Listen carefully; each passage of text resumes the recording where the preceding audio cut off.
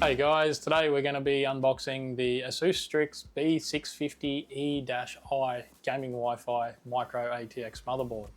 It's an AM5 based motherboard and is quite high end, features things like the PCI Gen 5 PCI slot for the GPU and the PCI Gen 5 M.2 slot for SSDs. I'm going to be using this motherboard in a new small form factor build that I'm going to be doing, so if you're interested in following that, subscribe to my channel and hit the notifications and you won't miss a thing.